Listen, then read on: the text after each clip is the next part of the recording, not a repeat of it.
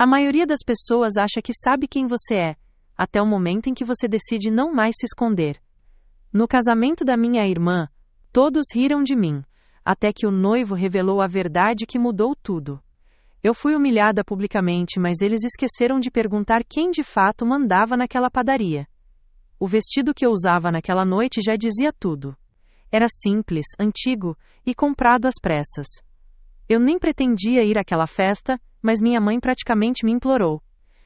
Antes de voltarmos ao assunto, diga-nos de onde você está assistindo, e se essa história te emocionou, certifique-se de se inscrever, pois amanhã tenho algo muito especial reservado para você. É sua irmã, pelo menos apareça, disse ela com aquela voz que mistura culpa com afeto. E eu fui.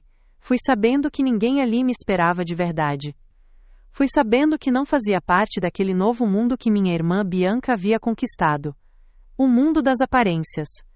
O mundo dos sorrisos falsos. O mundo das pessoas que esquecem de onde vieram. Meu nome é Helena, tenho 34 anos, sou padeira e veterana. Mas naquela festa, eu era apenas a irmã mais velha que voltou do exército, e nunca mais foi a mesma. Esse era o sussurro nos cantos da festa, entre taças de espumante e risadas forçadas. Eu ouvia, mesmo quando fingiam cochichar. A festa estava deslumbrante. Um salão de eventos enorme em Campos do Jordão, todo decorado em branco e dourado, com lustres de cristal que balançavam suavemente com a brisa gelada da serra. Era o casamento perfeito. E o noivo? Bruno, dono da padaria onde trabalho desde que voltei do serviço militar. Sim, meu chefe. Agora é meu cunhado. E por mais irônico que pareça, alguém que eu respeitava, até aquele dia. Eles se conheceram através de mim. Bianca havia aparecido na padaria num sábado qualquer, dizendo que estava só de passagem. Nunca foi de aparecer assim, sem avisar. Mas naquele dia, algo parecia diferente. Como se ela já soubesse exatamente onde estava pisando. Como se já tivesse planejado tudo. Bruno a recebeu com simpatia, e ela com aquele charme calculado. O resto foi rápido, um café, um sorriso, um convite para sair. Em 2 meses estavam noivos, e eu? Eu fiquei no balcão, enrolando pão francês, observando tudo em silêncio. Como sempre. Bianca nunca gostou do fato de eu ter ido pro exército, disse que era coisa de homem, que eu estava fugindo da realidade, talvez estivesse.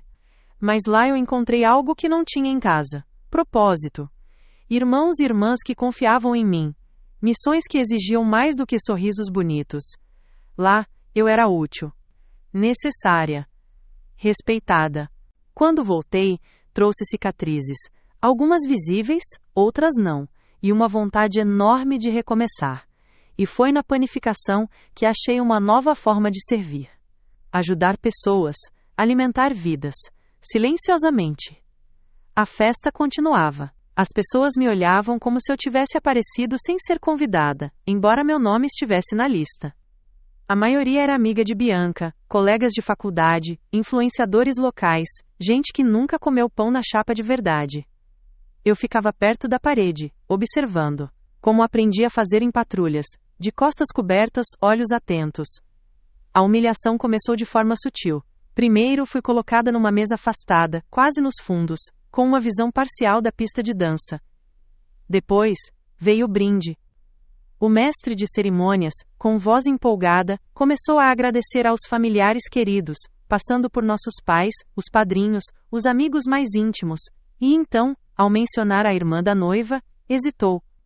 Ah, claro, a Helena, sempre discreta, né? Ajudou muito na parte logística do começo da padaria. Logística. Aquilo me acertou como um soco. Ninguém ali sabia que eu era cofundadora do negócio. Que as primeiras fornadas, as primeiras receitas, a ideia do nome, vieram de mim. Que quando Bruno quis abrir algo diferente, artesanal de verdade, foi no meu caderno militar que ele encontrou disciplina, organização e até receitas que aprendi com um cozinheiro haitiano na base onde servi. Mas agora, eu era apenas uma nota de rodapé.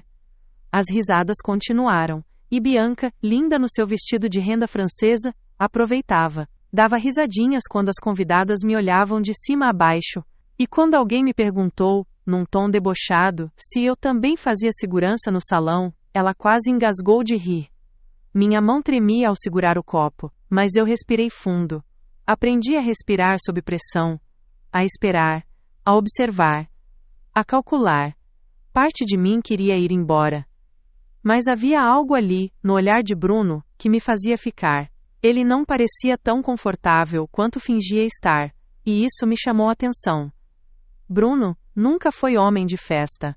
Gostava mais do forno quente, das madrugadas de produção, da farinha até no cabelo. Foi assim que nos conectamos, aliás.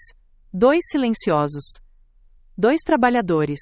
Mas naquela noite ele estava performático. Sorria mais do que devia. Fazia questão de cumprimentar todos, como se estivesse compensando alguma coisa. E então veio o momento do discurso do noivo.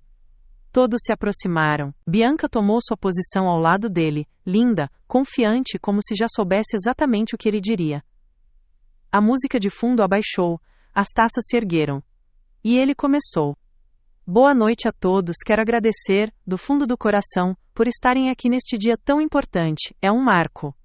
Um recomeço, um sonho realizado. E como todo sonho, ele não nasce do nada.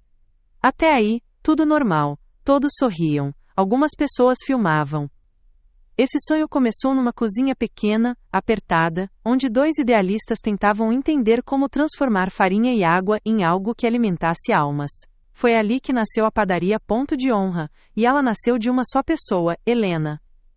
O silêncio foi imediato. Bianca virou o rosto devagar, como se não tivesse entendido direito. Eu congelei. É isso mesmo, continuou Bruno. Antes de ser minha cunhada, antes mesmo de me apresentar à sua irmã, Helena foi minha parceira. E mais que isso, foi a mentora desse negócio. Cada fornada inicial foi liderada por ela. Cada detalhe operacional, cada técnica que usamos até hoje, foi ela quem trouxe. Porque antes de ser padeira, ela foi soldado. E soldados sabem o que é compromisso, o que é servir. Ninguém respirava. Hoje, ele disse virando-se para mim, a sociedade está 100% no nome dela. A padaria é dela. Eu apenas a administro. Porque ela achou que era melhor assim, depois que precisou se afastar por um tempo para cuidar de questões de saúde. Mas agora, acho que já passou da hora de todo mundo aqui saber quem é a verdadeira dona disso tudo. As taças tremiam nas mãos. O sorriso de Bianca desapareceu como açúcar em café quente. A partir daquele instante, a festa mudou, mas o que aconteceu depois foi ainda mais inesperado. A tensão no salão era densa, quase palpável. O silêncio que se seguiu à fala de Bruno durou apenas alguns segundos, mas parecia uma eternidade. Olhares se voltaram para mim, alguns de surpresa genuína, outros de puro constrangimento. E claro, havia aqueles que torciam o nariz como se estivessem tentando processar uma equação complicada demais para o ego deles. Bianca, por sua vez, parecia petrificada, seus olhos arregalados, a boca entreaberta, e aquela expressão de quem levou um tapa invisível no meio do rosto. Se ela esperava um momento para brilhar sozinha, aquele definitivamente não era ele. Bruno havia virado a mesa, e sem gritar, sem apontar dedos, apenas falando a verdade. Ele ergueu a taça, olhou para mim novamente e disse com calma: Obrigada, Helena, por tudo que você fez por mim e por nós. Você me ensinou mais do que qualquer escola ou livro. E nunca pediu nada em troca. Acho que já passou da hora de reconhecer isso. O som das taças tilintando foi hesitante. Poucos brindaram. Muitos continuaram apenas olhando para mim, como se estivessem conhecendo uma nova versão da mulher que estivera ali o tempo todo, invisível, quieta, trabalhando nos bastidores. E agora, revelada como a verdadeira força por trás de tudo aquilo. Senti meu coração bater forte, mas não de vergonha. Pela primeira vez em muito tempo, senti algo próximo de justiça. Não era sobre fama ou reconhecimento. Era sobre dignidade. Sobre ver a verdade sair da sombra.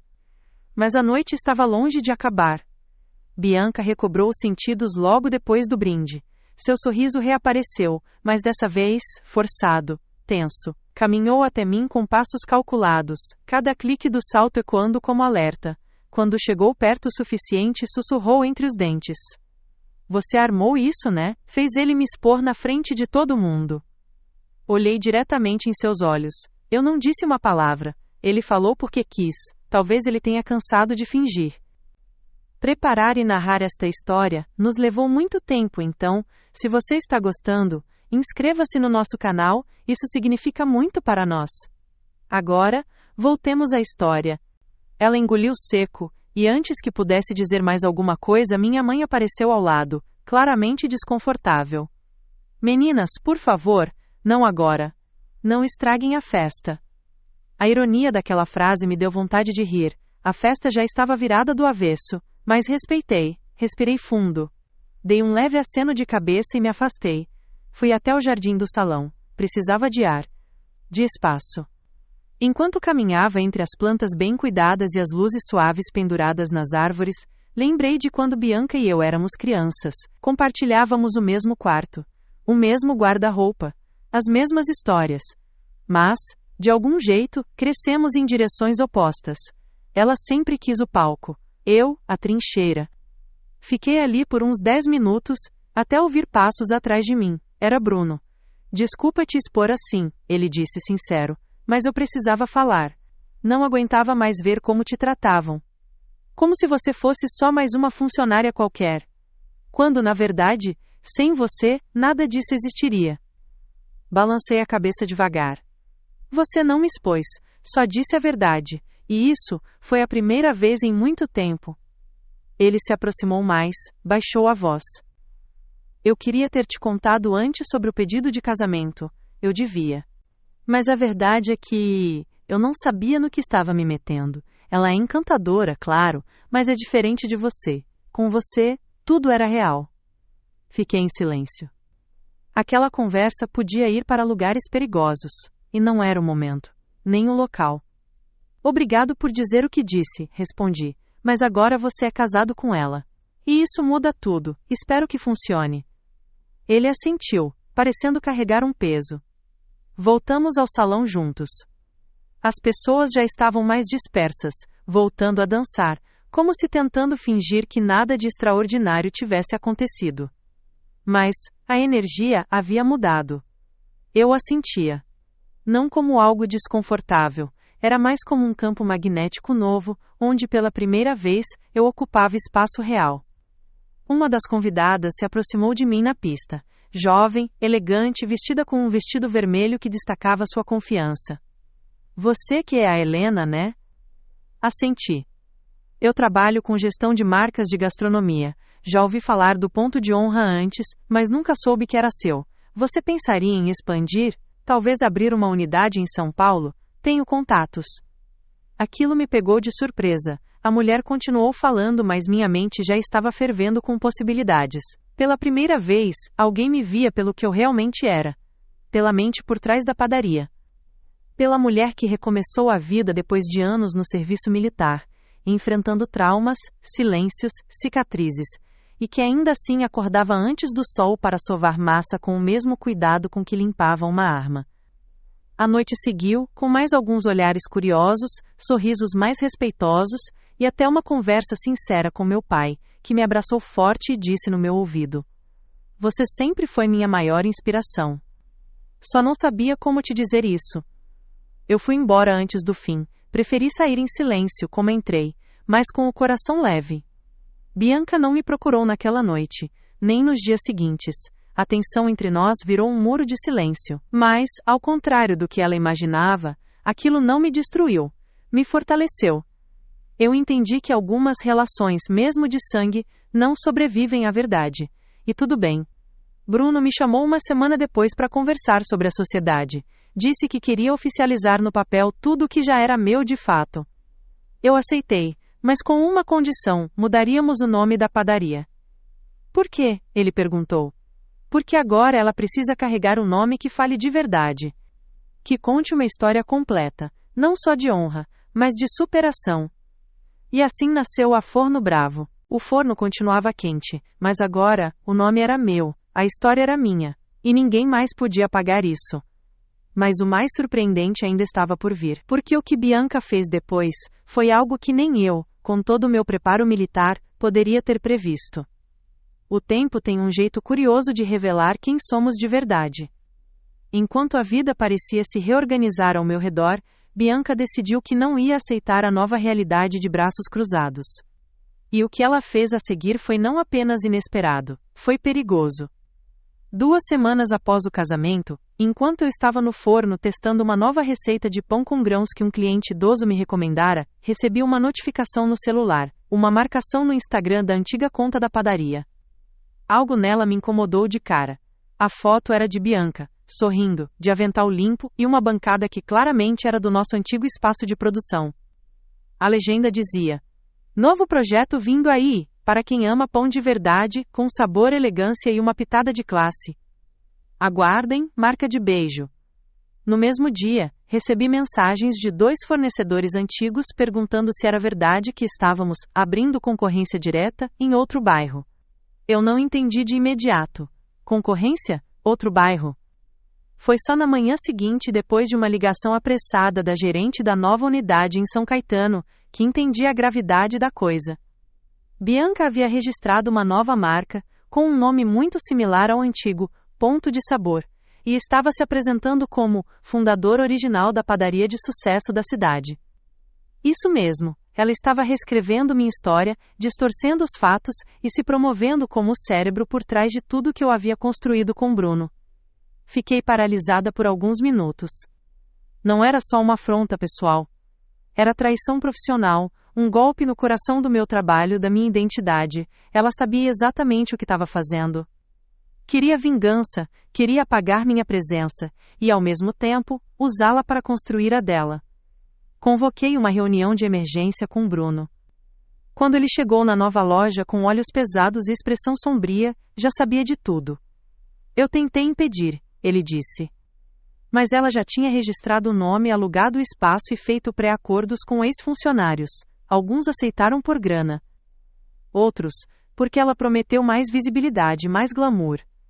E você? Perguntei, olhando nos olhos dele. Vai com ela ou comigo? Ele hesitou. Foi só um segundo, mas eu vi. Vi o dilema, a dor.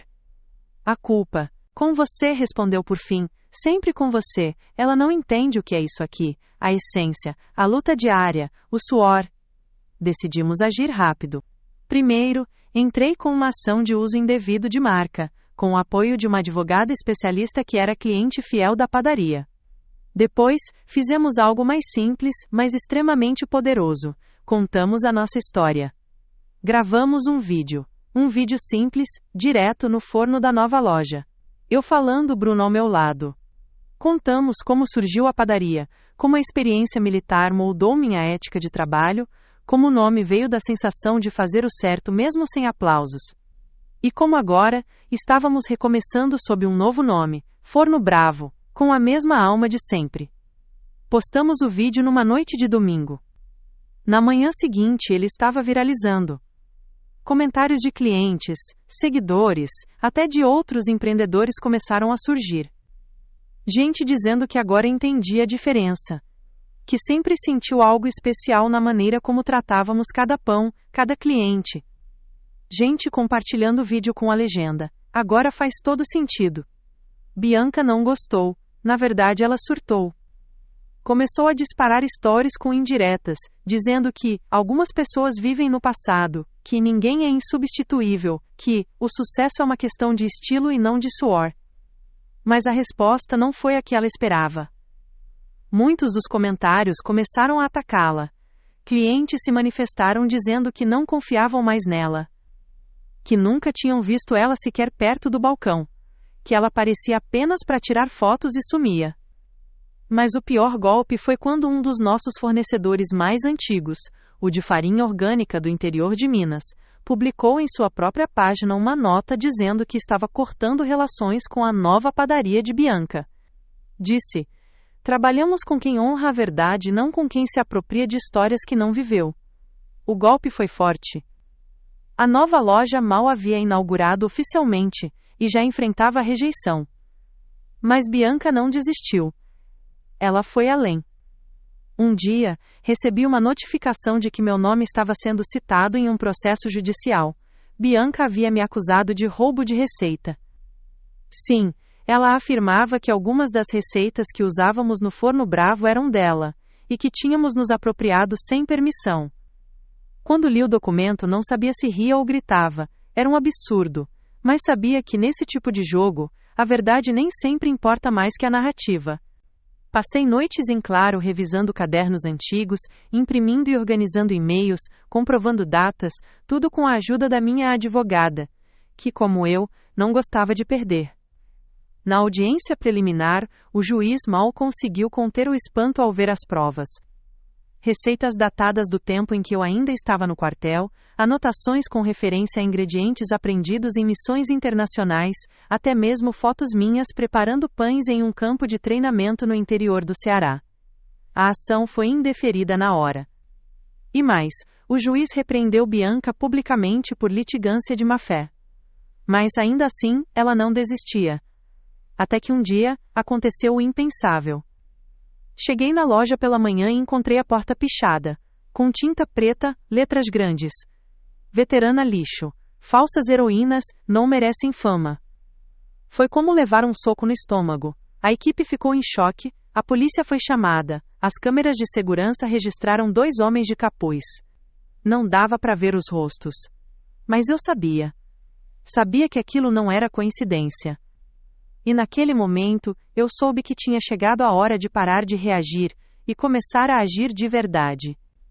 Porque o que estava por vir eu nunca tinha planejado, mas era exatamente o que a guerra tinha me ensinado a fazer: enfrentar o inimigo com inteligência, precisão e honra. E foi aí que tudo começou a virar de verdade. Na manhã seguinte ao ataque à padaria, eu não consegui dormir. Fiquei sentada na varanda do pequeno apartamento que aluguei depois de sair da casa dos meus pais, segurando uma caneca de café que já esfriava na mão. Não era só raiva, era um tipo de dor diferente. Uma mistura de decepção, medo e algo muito mais profundo. A sensação de que, depois de sobreviver a uma guerra real, eu estava travando uma guerra invisível aqui, dentro da minha própria cidade. Com minha própria irmã. Mas, como em qualquer missão bem-sucedida, eu sabia que precisava respirar, analisar e me preparar. Reação sem estratégia era derrota anunciada. A equipe da padaria estava assustada, claro, mas ninguém pediu demissão. Pelo contrário, eles queriam agir. Queriam defender o espaço onde muitos tinham recomeçado a vida junto comigo. Tínhamos 2 imigrantes venezuelanos, uma jovem recém-saída de um relacionamento abusivo, e um senhor aposentado que encontrou no nosso forno um novo propósito de viver. Aquela padaria era mais do que um negócio. Era um refúgio. E agora tinha sido violado. Vamos pintar a fachada, reforçar a segurança e seguir em frente, disse a equipe. Mas mais do que isso, vamos mostrar quem somos. Foi aí que nasceu uma nova ideia. Não bastava mais só vender pão, precisávamos contar histórias. Histórias reais. De superação. Começamos a gravar pequenos vídeos com os membros da equipe contando como chegaram até ali. Histórias simples, mas fortes. Publicamos nas redes, sem maquiagem, sem roteiro. De coração. E foi um sucesso. Os vídeos viralizaram. Pessoas de outras cidades começaram a comentar, compartilhar, até enviar mensagens pedindo para visitar o Forno Bravo. Quero provar o pão de quem lutou tanto para chegar onde chegou, escreveu uma seguidora do interior da Bahia. Outra, de Curitiba, disse que pegaria um ônibus só para nos conhecer. Enquanto isso, Bianca parecia cada vez mais desesperada. As vendas da Ponto de Sabor despencavam, e a loja mal conseguia manter os funcionários. Os comentários negativos nas redes sociais se acumulavam. E, em vez de lidar com isso com humildade, ela atacava. Diretas e indiretas. Lives provocativas. E mais uma tentativa de atrair a mídia com a história falsa de que havia sido traída por pessoas próximas que roubaram seu sonho. Mas a imprensa local já conhecia nossa trajetória. E foi nesse momento que uma jornalista do jornal mais lido da cidade pediu uma entrevista comigo. Relutei, mas aceitei. A matéria saiu numa manhã de sexta-feira. A capa trazia o título: De veterana de guerra a dona de um império de pão, a história que conquistou o Brasil. A repercussão foi imediata. Começaram a chegar convites para palestras, eventos de empreendedorismo feminino, programas de televisão. Um canal de culinária famoso no YouTube pediu para gravar um episódio comigo no forno. e até uma marca de farinha artesanal ofereceu patrocínio. Não era a fama que eu buscava, mas era como se, finalmente, o mundo estivesse enxergando aquilo que durante anos ficou apagado.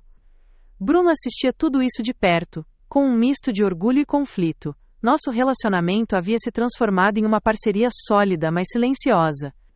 Não falávamos mais sobre sentimentos. Era como se ambos soubéssemos que o tempo havia passado, e que agora não era mais sobre nós, mas sobre algo maior.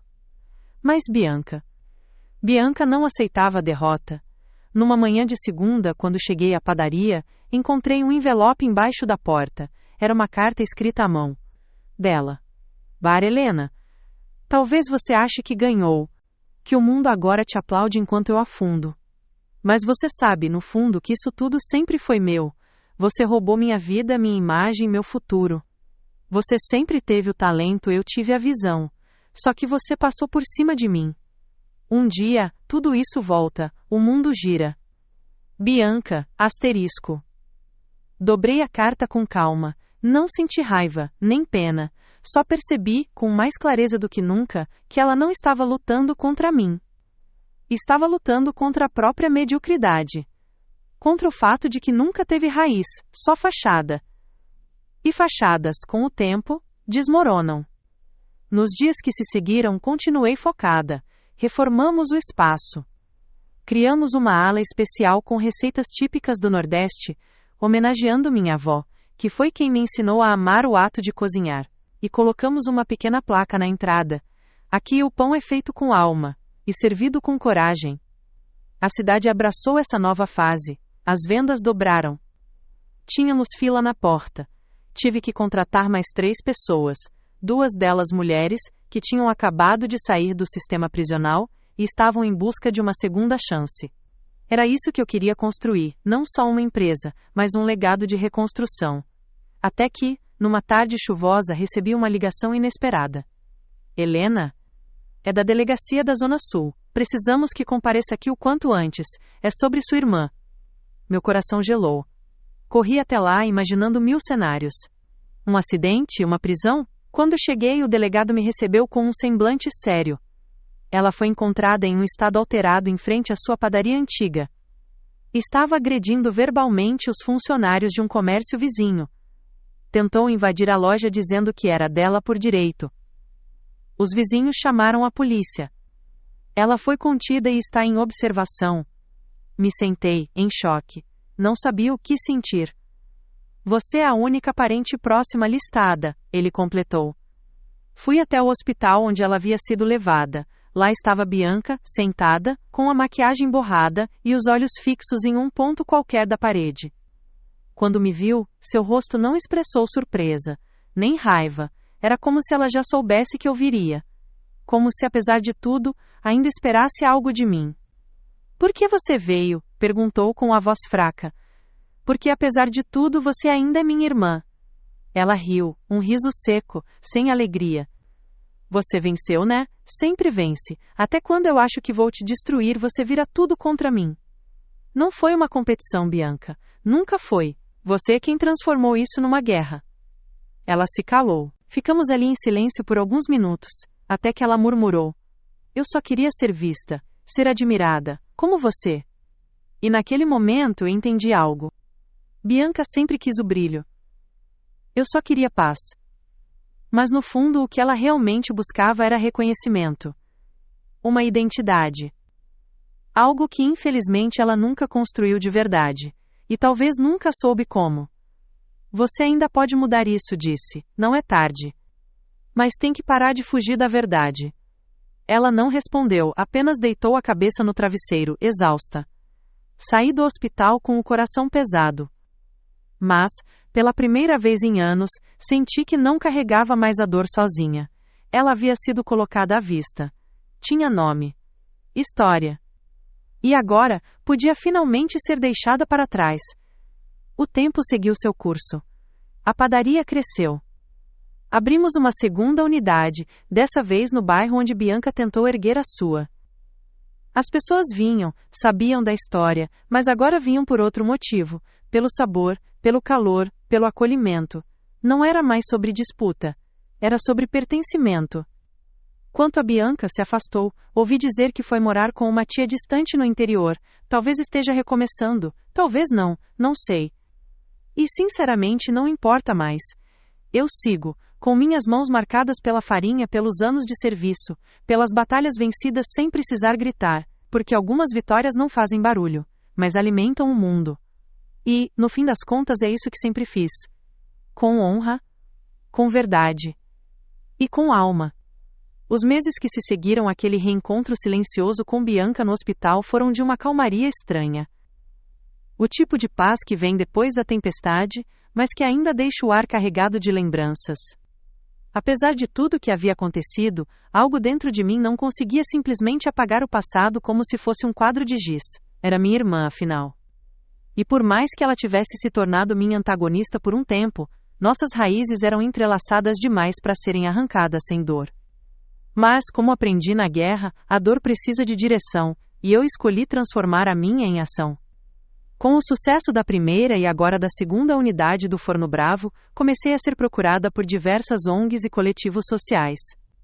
Todos queriam saber como aplicar o modelo de trabalho que desenvolvemos, onde contratávamos pessoas em vulnerabilidade social, capacitávamos, oferecíamos salário justo e ainda criávamos um ambiente de acolhimento, sem perder a qualidade do produto. Foi então que me convidaram para palestrar em um evento nacional de empreendedorismo feminino. Confesso que relutei no início. Sempre fui mais de agir nos bastidores. Na padaria, meu lugar preferido era o forno, não o balcão.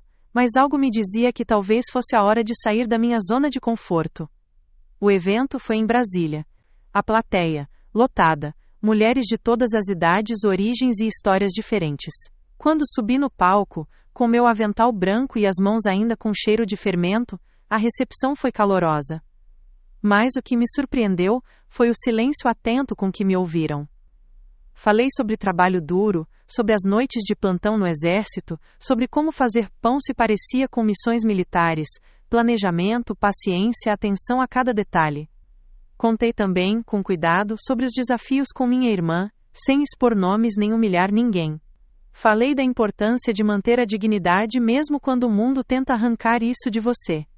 Quando terminei, fui aplaudida de pé. Mas o que realmente me emocionou foi o que veio depois. Uma jovem de uns 20 e poucos anos, tímida, se aproximou com os olhos marejados.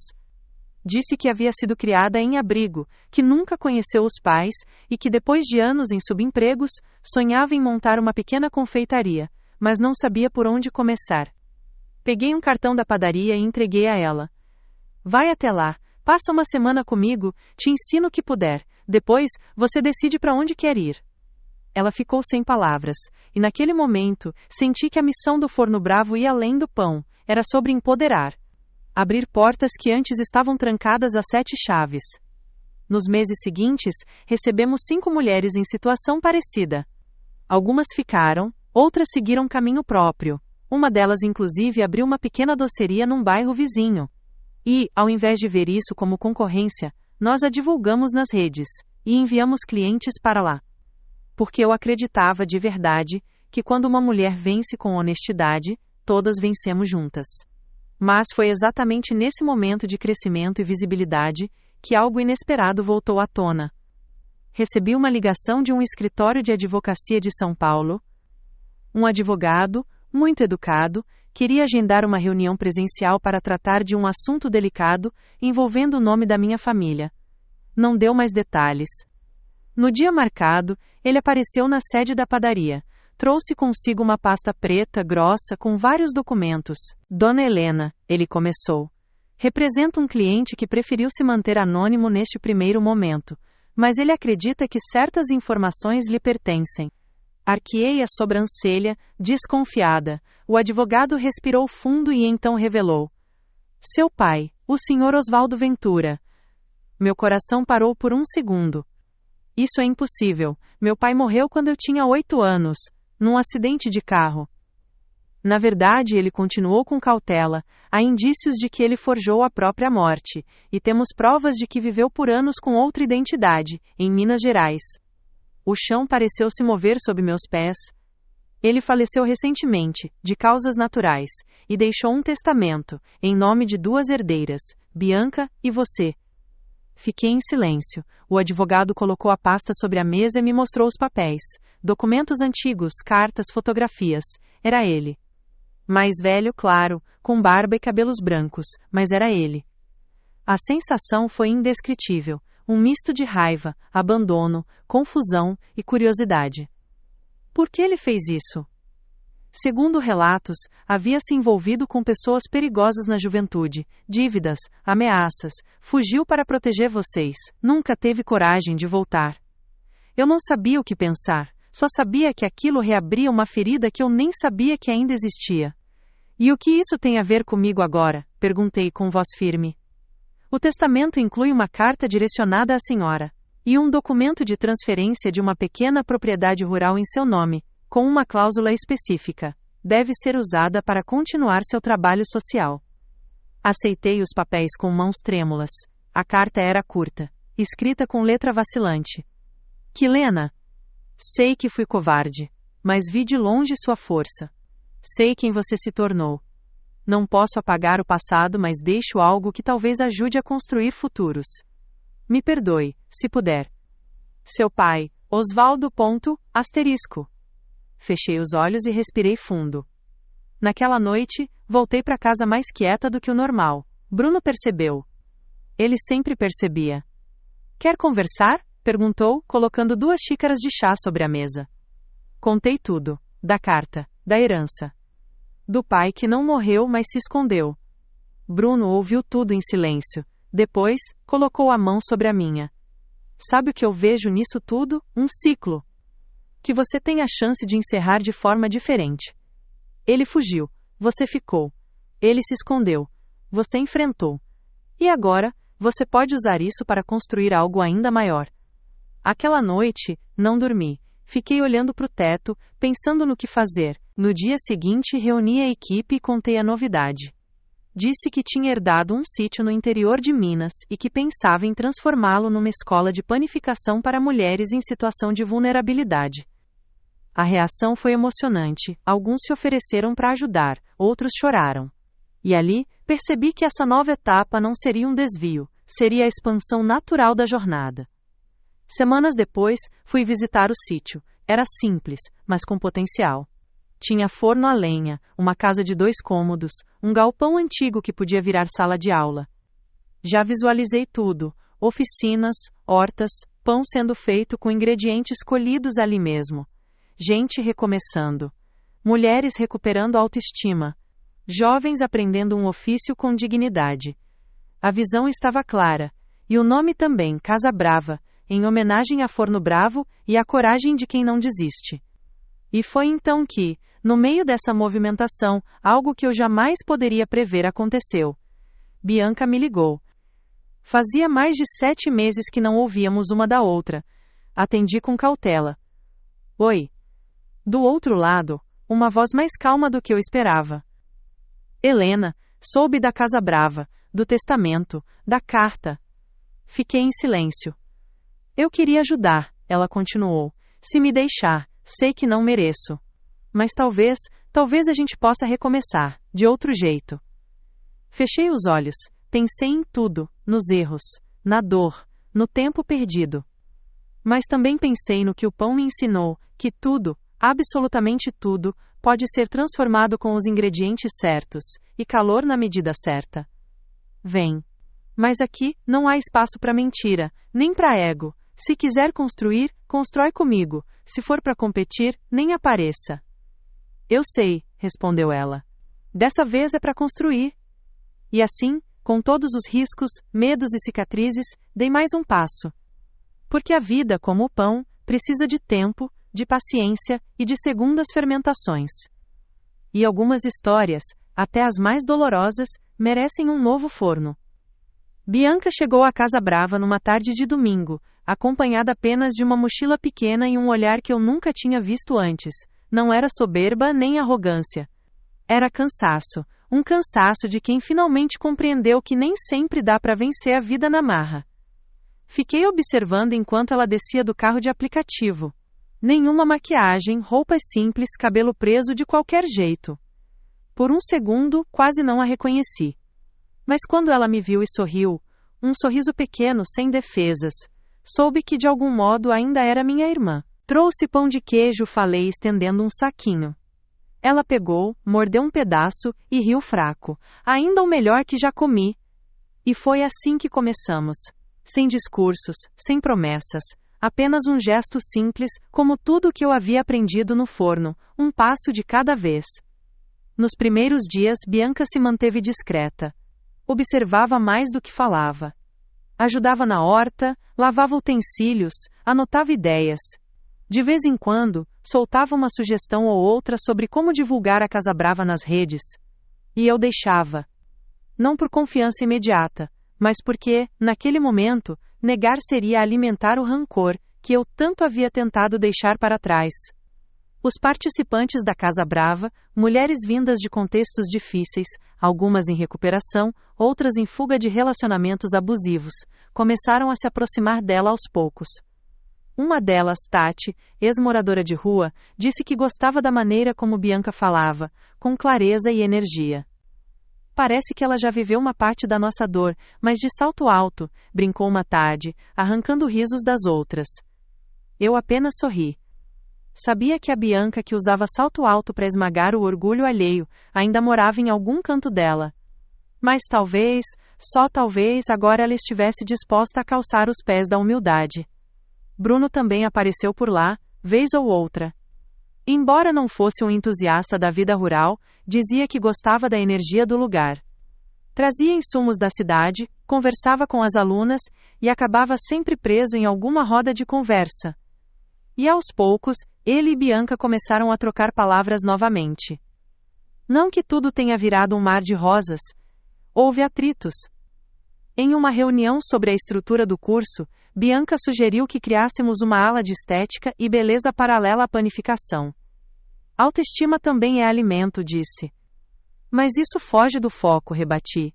A gente pode ampliar o foco, ela respondeu firme. O silêncio ficou tenso por alguns segundos. Todos olharam para mim, esperando um veredito. Vamos testar com uma oficina mensal. Se funcionar, vira módulo fixo. Foi o suficiente. E, para minha surpresa, a ideia foi um sucesso. As alunas adoraram. Aulas de cuidados com a pele, maquiagem básica, até corte de cabelo com voluntários. E foi ali, vendo mulheres que nunca haviam se olhado no espelho com carinho agora sorrindo para seus reflexos, que percebi. Bianca tinha acertado. Talvez fosse esse o dom dela. Enquanto eu moldava a massa, ela moldava a imagem. Enquanto eu nutria com farinha, ela nutria com cor. Diferentes formas de cuidado. E juntas, podiam funcionar. Passados 3 meses, a Casa Brava já era uma referência. Recebemos visita de uma equipe do Sebrae que ofereceu consultoria gratuita. Uma fundação internacional enviou recursos para expandir as instalações. E o mais bonito, as próprias ex-alunas começaram a voltar como voluntárias. Uma delas, Alice, criou um projeto de alfabetização noturna no galpão ao lado. Foi nesse momento que percebi que a missão havia ultrapassado qualquer plano inicial. O que construímos ali não era apenas um espaço de formação, era um movimento. Um lugar onde dores se transformavam em propósito. Certo dia, sentadas na varanda, Bianca e eu dividimos um pedaço de bolo de milho quando ela, sem que eu esperasse, disse: Você me perdoou? Engoli seco. Não sei se existe um botão de perdoar que a gente aperta, mas acho que sim. Ou estou em processo? Ela balançou a cabeça. Eu não era uma pessoa boa, me dava prazer te humilhar, roubar teu lugar, sentia que se eu fosse vista, mesmo pisando em cima de você, valia a pena. Eu sei, respondi olhando para o horizonte, e mesmo assim você ainda é minha irmã. Ela enxugou uma lágrima discretamente, não chorava com facilidade. Sabia que, na noite da festa do casamento, eu sabia que o Bruno ainda te amava?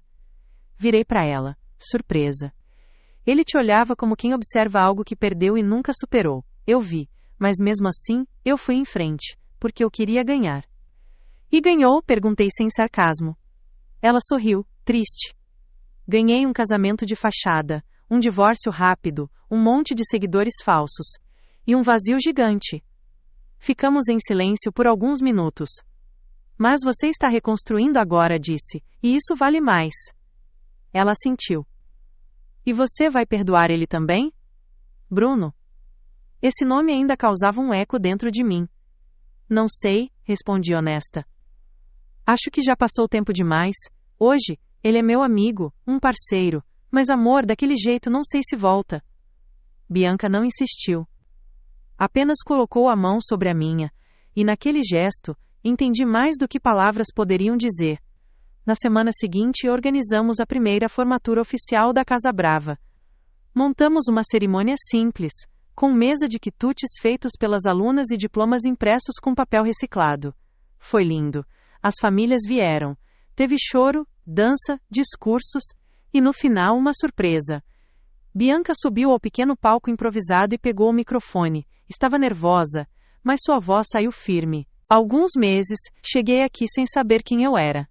Fui a vilã de muitas histórias, inclusive da minha própria irmã. Mas aqui, encontrei mulheres que me mostraram que nenhuma identidade é fixa. Que a gente pode mudar. Que a gente merece uma nova chance. Fez uma pausa, e então continuou. Helena, você me ensinou o que é coragem.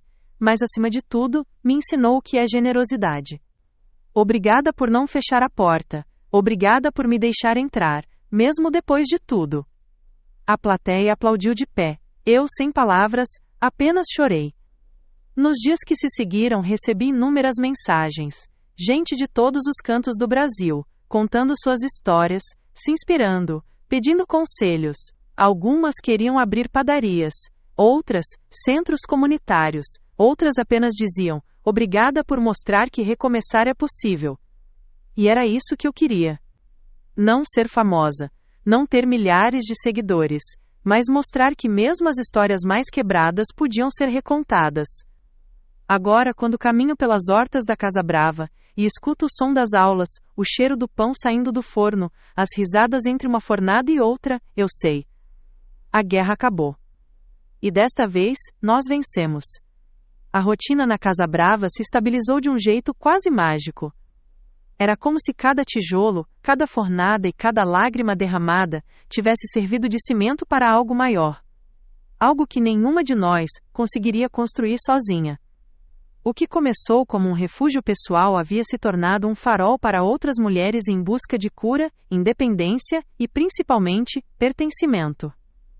Uma manhã, enquanto organizava a despensa da padaria com Bianca, recebi uma ligação inesperada. Era de uma jornalista de um grande portal nacional. Ela havia ouvido falar da Casa Brava por meio de uma das alunas, agora ex-voluntária, e queria vir pessoalmente fazer uma matéria. Não apenas sobre o projeto, mas sobre mim. Minha trajetória como veterana, mulher, empreendedora e sobrevivente de várias batalhas, externas e internas. De início, hesitei. Nunca gostei de holofotes. Me sentia confortável no barulho do forno, no silêncio da madrugada, nas mãos sujas de farinha. Mas sabia que aquela matéria não seria sobre vaidade, seria sobre inspiração. Representatividade. Poderia abrir portas para mais mulheres. E talvez, só talvez, encerrar de vez um ciclo de invisibilidade que tantas de nós enfrentam. A jornalista Clara chegou alguns dias depois. Jovem, empolgada, olhos atentos a cada detalhe, passou um dia inteiro conosco, conversou com as alunas, fotografou os pães, participou de uma oficina. À noite, quando tudo se acalmou, me pediu uma entrevista mais pessoal. Aceitei. Nos sentamos sob a varanda da casa principal, com uma garrafa de café, e o vento batendo leve. Helena, você já se imaginou aqui há 5 anos? Ela perguntou. Sorri. Nem nos meus sonhos mais otimistas. Ela continuou. Você já pensou em como sua história, se contada da forma certa, pode ser um marco para outras mulheres? Você tem uma irmã, passou por uma humilhação pública, viveu no exército, transformou tudo em um negócio social de sucesso. Parece novela, né? Brinquei. Ela riu. Parece, mas é vida real, e vida real, quando tem coragem, é mais poderosa que qualquer ficção. Conversamos por quase 2 horas. Fui sincera sobre tudo. Sobre o casamento de Bianca com meu ex-chefe, a traição, o dia da festa. Contei como me senti apagada, como duvidei de mim mesma, e como foi encontrar forças justamente no que parecia ser meu ponto mais frágil, o recomeço.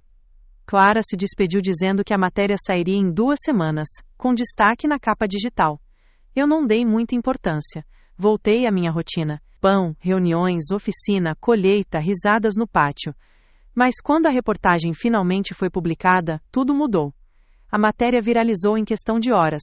Veterana humilhada na festa da irmã, transforma dor em potência e cria projeto que muda vidas. Era esse o título. E o conteúdo, sensível, forte e respeitoso, tocou muita gente. Minha caixa de mensagens explodiu. Ligações, e-mails, propostas de parceria, convites para palestras. Mulheres de todos os cantos queriam me conhecer, ouvir minha história, visitar a Casa Brava. Uma manhã, enquanto servíamos o café da manhã das alunas, Bianca veio correndo com o celular na mão. Helena, você viu isso? Olhei. Era uma mensagem do gabinete de uma deputada estadual, conhecida por atuar em políticas públicas para mulheres. Queriam marcar uma visita. E mais do que isso, havia uma proposta: levar o modelo da Casa Brava para outras regiões do estado. Com financiamento público. Fiquei sem palavras. Bianca segurou minha mão, emocionada. Você construiu algo grande, muito maior do que pensava. Respirei fundo. Sentia o peso e, ao mesmo tempo, a leveza daquela possibilidade. Nos dias seguintes, recebi também o convite para participar de um programa de televisão. Um desses dominicais que todo mundo assiste, especialmente no interior. A produção queria contar minha história em rede nacional. De novo hesitei, mas sabia que recusar seria fechar uma porta para milhares de mulheres que talvez se vissem em mim. Aceitei, e pedi que levassem também 2 alunas, Tati, que hoje era monitora, e Renata, que havia conseguido abrir uma pequena confeitaria depois do curso. O programa foi ao ar num domingo à tarde, e foi avassalador, no melhor sentido. Gente que eu não via há anos me reconheceu. Meu antigo comandante do exército me mandou uma carta elogiando minha trajetória. Ex-colegas de quartel escreveram mensagens emocionadas. E o mais inesperado, minha mãe, com quem eu mal falava desde o casamento da Bianca, apareceu na Casa Brava 2 dias depois. Veio com um bolo simples na mão. E lágrimas nos olhos. Desculpa, minha filha, por tudo. Fiquei paralisada. Depois, apenas a abracei. Ela ficou para o almoço. Conheceu o espaço, conversou com as alunas, chorou em vários momentos, e quando foi embora me deixou um bilhete. Sempre achei que Bianca era forte, mas hoje entendo que era você quem segurava tudo em silêncio. Me orgulho de quem você se tornou. Guardei aquele papel como um troféu silencioso. Enquanto tudo isso acontecia, percebi que algo também mudava em mim. A mulher que outrora buscava silêncio e afastamento, agora sabia da importância de ocupar espaços. De usar sua voz. Não por ego, mas por causa de todas aquelas que não conseguem ainda gritar. E foi então que recebi outro convite inesperado. Um evento internacional de mulheres empreendedoras, em Lisboa. Queriam que eu palestrasse. Que contasse como a experiência como veterana ajudou a moldar meu projeto social. Olhei o ICIO por alguns dias antes de responder. A ideia de atravessar o oceano e falar para estrangeiros me assustava. Mas algo dentro de mim dizia que era hora de voar, literalmente. Aceitei. A viagem foi marcada para dali a 2 meses, e nesse tempo comecei a preparar o discurso com a ajuda das próprias alunas. Perguntava o que elas gostariam que o mundo soubesse. E as respostas foram emocionantes. Que a gente não é só estatística, a gente é talento. Que a dignidade muda o destino. Que alguém acreditando em você muda tudo. E foi com essas palavras que comecei a montar minha apresentação. Não seria sobre mim, seria sobre todas nós, as invisíveis, as ignoradas, as desacreditadas. No dia da viagem, o galpão da Casa Brava estava cheio. Fizeram uma pequena festa de despedida. Bianca me deu um lenço bordado com a frase: "Você não fugiu da guerra, você a venceu." No aeroporto, senti o coração apertado, mas também leve. Era como se, depois de tantas batalhas, eu finalmente estivesse pronta para o mundo. Enquanto o avião decolava, olhei pela janela e sorri, pensando em tudo o que havia vivido. Nas dores, nas humilhações, nos recomeços. E percebi que, no fundo, toda aquela história, o casamento, o chefe, a vergonha pública, não era o fim. Era só o começo. Lisboa me recebeu com um vento fresco de fim de outono e um céu absurdamente azul. Era a primeira vez que eu pisava fora do Brasil, e tudo parecia simultaneamente distante e familiar. As calçadas de pedra, os cafés cheios, o cheiro de pão recém-assado nas esquinas. Por um segundo, senti que poderia muito bem estar chegando a uma versão europeia da minha própria história. Fui recebida por uma equipe simpática da organização do evento, que já havia preparado um quarto simples num hotel próximo ao centro. No espelho do banheiro, notei o quanto minha expressão havia mudado. Não havia mais a sombra cansada da mulher que meses antes chorava escondida atrás de um balcão. Em seu lugar, estava uma mulher firme, não inabalável, mas ciente do que construiu. Na manhã seguinte, fui levada ao centro de convenções onde o evento aconteceria. A programação estava cheia de nomes grandes, mulheres premiadas, empresárias renomadas, ativistas, políticas. Era impossível não se sentir um pouco intimidada. Mas, curiosamente, isso não me paralisava. Pelo contrário, me deu ainda mais vontade de mostrar o valor da simplicidade que tínhamos na Casa Brava. Enquanto ajustavam o microfone e testavam o som, recebi uma ligação inesperada. Era Bianca. Só queria te ouvir antes de você subir no palco, ela disse com a voz embargada. Queria que você soubesse que estou aqui com todas as meninas. Vamos assistir tudo juntas. E, obrigada, por ter me deixado fazer parte disso. Fechei os olhos e respirei fundo. Obrigada a você, Bianca, porque me ensinar a perdoar foi parte do meu processo também. Quando subi no palco, o auditório estava cheio. Luzes fortes me cegaram por um instante, mas bastou avistar uma mulher na primeira fileira, com uma expressão que misturava cansaço e curiosidade, para que eu me encontrasse novamente. Era como olhar para mim mesma, meses atrás. Comecei com uma frase simples. Meu nome é Helena, e, antes de fundar um projeto que ajuda centenas de mulheres a se reerguer, eu fui humilhada em público pela minha própria irmã, na frente do homem que eu amava, no dia do casamento dela com ele. As reações foram instantâneas, alguns olhos arregalados, murmúrios surpresos, e então, silêncio atento. Mas essa não é uma história de vingança, é uma história de como a dor pode ser o fermento que faz a alma crescer. Falei sobre o que foi voltar para casa sem dignidade, sobre as noites em claro questionando meu valor. Sobre como, aos poucos, a farinha, o calor do forno e o trabalho silencioso me ajudaram a reencontrar quem eu era. Compartilhei histórias das alunas, com autorização, claro. Mostrei fotos da horta, da cozinha coletiva, da primeira fornada vendida na feira local. E quando contei que hoje minha irmã era uma das coordenadoras do projeto, que voltamos a nos respeitar e até rir juntas, houve um suspiro coletivo. Aplaudiram. De pé. Não porque eu fosse especial, mas porque, de algum jeito, todas ali se reconheceram na jornada de perda, queda, reconstrução. Nos dias que seguiram, recebi convites para reuniões, convites para expandir o modelo da Casa Brava em Portugal, parcerias com ONGs, até uma proposta de documentário.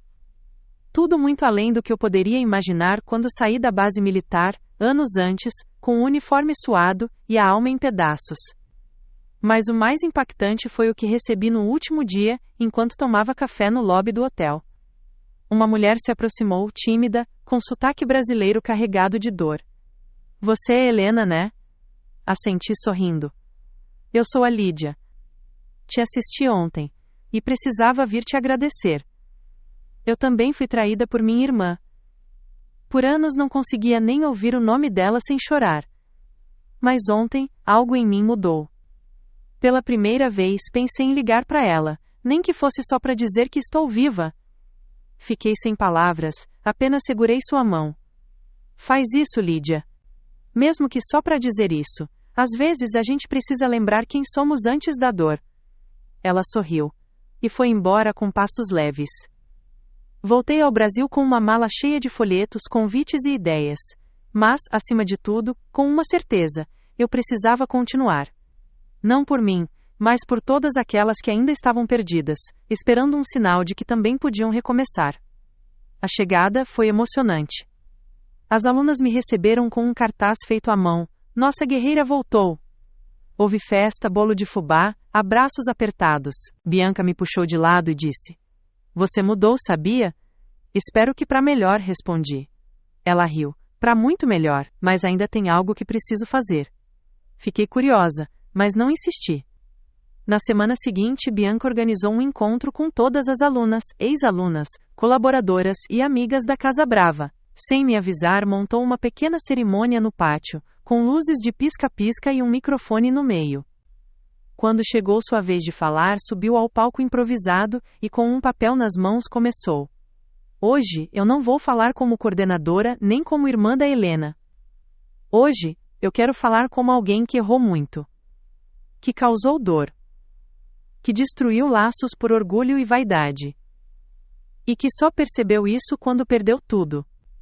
As mulheres ficaram em silêncio, algumas já com os olhos marejados. Helena, eu te humilhei, eu ri da tua dor, e fiz isso com prazer, porque achei que, te derrubando eu subiria, mas o que eu subi foi o ego, e ele me deixou sozinha no topo de um vazio. Ela então rasgou o papel que segurava. Eu tinha preparado um discurso, mas agora entendo que palavras escritas não bastam, preciso falar de verdade, olhar no seu olho e dizer me perdoa. Eu fiquei sem reação, o tempo pareceu parar. Ela desceu do palco, caminhou até mim, e se ajoelhou ali, na frente de todos. Não sou a mulher que você conheceu na festa, sou outra, e sou grata por você ter me dado a chance de ser melhor. As lágrimas correram sem vergonha. Eu a abracei. Forte. Como quem abraça não só uma irmã, mas uma parte de si que estava faltando. E naquele abraço entendi o que a vida tinha me ensinado ao longo dos anos, que às vezes o que parece uma derrota é apenas o começo de uma transformação, que o amor não é feito só de ternura mas também de reconstrução, e que o perdão, quando verdadeiro, tem o poder de curar não só quem o recebe, mas quem o oferece. A Casa Brava nunca mais foi a mesma depois daquele dia. Nem eu, nem Bianca, nem as mulheres que ali estavam. Porque todas, de alguma forma, entenderam que não importa o que tiraram de você. Amor, respeito, voz, sempre é possível recuperar o que realmente importa, a capacidade de recomeçar. Os dias após a reconciliação com Bianca e o retorno da viagem a Lisboa foram repletos de movimento, emoção e decisões difíceis. A Casa Brava começava a ultrapassar suas próprias fronteiras. Com convites para replicar o modelo em outras cidades e até em outros países, a estrutura atual já não era suficiente. Eu precisava pensar como uma empreendedora em expansão, algo que jamais imaginei ser um dia. Bianca e eu passamos horas em reuniões com advogadas, consultoras sociais e apoiadoras. A Casa Brava precisava de um estatuto formal, novos gestores e um plano de crescimento que não comprometesse a essência do projeto. No meio disso tudo, minha caixa de entrada continuava cheia de histórias, pedidos de ajuda e convites para falar. Mas eu sentia que era hora de voltar às raízes. Foi então que, durante uma das reuniões, Bianca me lançou uma ideia ousada. E se criássemos uma Casa Brava móvel? Franze a testa. Como assim? Um caminhão adaptado, uma padaria sobre rodas. A gente pode ir até comunidades que não têm acesso a cursos, levar oficina, levar pão, levar dignidade. Eu fiquei em silêncio por alguns segundos. Aquilo me pegou de surpresa, mas quanto mais pensava, mais fazia sentido. Na semana seguinte, começamos a desenhar o projeto. Contatamos uma ONG internacional que apoiava ações móveis de educação e saúde. Elas toparam ajudar com recursos e equipamentos. E assim nasceu o plano da Brava na Estrada. Enquanto organizávamos os primeiros passos da nova fase, recebi uma mensagem no WhatsApp que me gelou a espinha. Era de Renato. Sim, ele, o homem com quem Bianca havia se casado, o ex-chefe, a fonte de tanta dor. A mensagem era simples. Podemos conversar? Demorei 2 dias para responder. No fundo não queria reabrir nenhuma ferida. Mas sabia que, para seguir em paz, eu precisava encerrar aquele capítulo com dignidade. Marcamos de nos encontrar em uma cafeteria do centro. Quando cheguei, ele já estava lá, bem vestido, mas com olheiras profundas, parecia mais velho. Helena, ele disse com um meio sorriso, você está diferente. Você também, respondi firme. Ele suspirou, eu soube da Casa Brava, da viagem, do programa, você construiu algo incrível. Obrigada, mas acho que você não me chamou aqui só para elogiar. Ele balançou a cabeça. Não, eu queria pedir desculpas, de verdade, Por tudo, pela festa, pelo jeito como te tratei, pelo que aconteceu com a Bianca. Eu o encarei nos olhos. Você me usou. Me diminuiu, riu de mim com ela. Ele abaixou os olhos. Eu sei, fui fraco, orgulhoso, mas desde que Bianca me deixou, tudo ficou mais claro. Ela te deixou? Perguntei, surpresa. Meses atrás. Disse que precisava encontrar quem ela era, sem mim. Disse que você a ensinou isso, sem nem perceber. Engoli em seco. Aquilo doía, mas também confirmava que Bianca tinha mesmo mudado. Renato, continuei, eu não vim aqui para reviver o passado. Vim para encerrar ele. Eu te perdoo. Mas não quero mais você na minha história. Ele assentiu, com os olhos marejados. Justo, e obrigado por me ouvir. Saí dali leve. Pela primeira vez em anos, me senti livre daquele ciclo tóxico. Não havia mais raiva, só espaço. Nas semanas seguintes, a Brava na Estrada tomou forma. O caminhão foi adaptado, as oficinas foram montadas e partimos para a primeira comunidade quilombola do interior. As mulheres nos esperavam com alegria, desconfiança e muita fome, de pão e de acolhimento.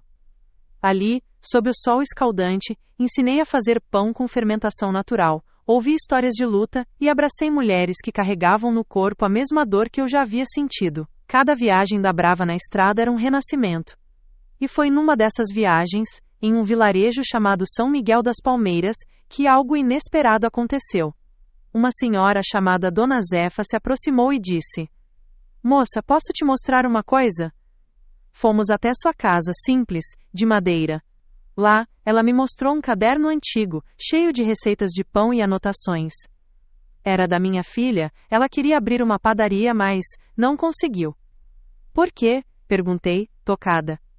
Violência. O pai dela não deixou, disse que mulher não precisava disso. Fiquei em silêncio, emocionada. Você pode usar as receitas dela, ensinar, fazer elas viverem. Prometi que sim. E aquele caderno passou a acompanhar a Brava na Estrada como um símbolo. Voltei para Casa Brava semanas depois, cansada, mas cheia de esperança. As alunas nos esperavam com um mural novo na entrada, fotos de cada lugar que havíamos visitado. No centro, em letras grandes, fermentamos o futuro, e ele cresceu. Bianca me abraçou. Tá pronta para o próximo passo? Qual? Ela sorriu. Te conto na próxima fornada. E assim, entre fermentos, perdões e recomeços, seguimos. Os dias na Casa Brava pareciam ganhar um novo ritmo. A cada fornada, uma nova história surgia. A cada oficina, mais vidas se entrelaçavam. Mais algo pairava no ar. Uma sensação de que o próximo passo não seria apenas mais um, mas talvez o passo. Aquele que mudaria tudo mais uma vez. Bianca me chamou numa tarde para conversar. Ela parecia nervosa, como se guardasse algo importante há tempos. Sentamos no refeitório, que naquela hora estava vazio, só com o cheiro de café e pão fresco preenchendo o ambiente. Helena, lembra quando te falei que tinha um próximo passo? Claro, e até agora você tá me enrolando. Ela sorriu de lado. É porque eu queria ter certeza. E agora eu tenho. Puxou um envelope da bolsa e me entregou. Dentro, havia um esboço de projeto, mas com um nome diferente na capa. Instituto Casa Brava. Li por alguns segundos, sem entender completamente. Bianca, isso aqui é? Sim. Um instituto. Um espaço oficial, com sede própria, onde a gente vai unir padaria-escola, apoio psicológico, capacitação profissional, alojamento temporário e até uma central jurídica para mulheres em situação de risco. Meu coração disparou. Isso é enorme. É, e é real. Já conseguimos o apoio de 2 ONGs internacionais, e uma rede de supermercados quer ser parceira. O terreno já foi oferecido por doação, e agora só falta você aceitar. Engoli em seco, olhei nos olhos dela. Você quer que eu lidere isso? Não. Eu quero que a gente lidere juntas. Não consegui conter as lágrimas. Era como ver o fim de uma estrada e o começo de uma rodovia ainda maior. Nos meses seguintes, o projeto ganhou forma. Arquitetos voluntários criaram a planta, engenheiros começaram a visitar o terreno. A comunidade se mobilizou. Mulheres que já haviam passado pela Casa Brava retornaram para ajudar na construção. na pintura, na divulgação. Era como se todas soubessem que aquilo era mais do que um prédio. Era uma declaração, uma prova viva de que a dor não nos define, mas sim o que fazemos com ela. Durante esse período, fui convidada para um programa de televisão nacional. Queriam contar nossa história. No começo hesitei, temendo exposição, distorções, julgamentos. Mas logo percebi que se queria alcançar mais mulheres, eu precisava usar cada espaço possível. O dia da gravação foi intenso. A produção fez questão de vir até a Casa Brava. Filmaram as oficinas, conversaram com alunas, mostraram o pão saindo do forno, e até pegaram depoimentos de crianças que viviam no entorno e recebiam cestas básicas feitas ali. No fim do programa me pediram para deixar uma mensagem. Pensei por alguns segundos e disse: se você está ouvindo isso agora e sente que perdeu tudo, saiba que o pão mais forte é aquele que enfrenta o fogo. Você ainda pode crescer, ainda pode recomeçar, e nós estamos aqui para te ajudar a lembrar disso. O impacto foi imediato. Em menos de uma semana, recebemos mais de 1.000 mensagens de todo o país. Algumas com pedidos de ajuda, outras com histórias de superação e muitas com apenas um simples obrigada. Foi emocionante. Mas, no meio dessa avalanche de reconhecimento, uma surpresa me aguardava. Certo dia, enquanto organizava alguns papéis no escritório, Bianca entrou com o celular na mão e o rosto pálido. Helena, você não vai acreditar quem mandou mensagem. Antes que eu perguntasse, ela me mostrou a tela. Era uma mensagem de nossa mãe. Sim, aquela que, depois da morte do nosso pai, havia se afastado de nós. Que julgava nossas escolhas. Que sempre viu Bianca como a filha ideal e me tratava com frieza. Não falávamos com ela há anos. A mensagem era curta. Vi você na TV, preciso conversar. Estou em São Paulo, posso ir até aí? Fiquei em choque, em silêncio. Revivi todas as memórias difíceis, os silêncios, os julgamentos. Mas também percebi uma coisa. Eu não era mais aquela filha carente que buscava aprovação. Eu era uma mulher inteira. Marcamos o encontro para 2 dias depois. Ela chegou pontualmente, mais velha, mais frágil, mas ainda com um olhar forte. Entrou na Casa Brava em silêncio, observando tudo com atenção. As fotos na parede, os quadros com frases de impacto, as mulheres trabalhando. Nos sentamos em um banco sob a sombra de uma árvore no pátio. Você construiu isso? Ela perguntou.